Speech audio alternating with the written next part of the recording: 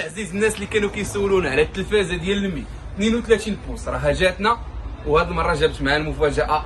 جات فيرسيون مغايره تماما اللي كنتي كتعرف الاد ونساها. اليوم كاينه الابرو، والحاجه الزوينه هو ان ما كاينش لي شونجمون في الثمن. 1450 درهم غتاخذ 32 بوص، اللهم بارك، بالفيرسيون الجديده. ضرب لي على البرودوي اوفيسيال، شركه عام الكارونتي، تلفازه ناضيه فول اتش دي. الا بغيتي الفوركا الخوت، الناس اللي كيسولوا على الفوركا فكتبدا من 43 بوص للفوق في شركه نو. هذا خويا الابرو دولبي اوديو في الصوت من طبيعه الحال، يوتيوب، نيتفليكس. خويا ضرب لي عليها هذه، ضرب جوجل تي في.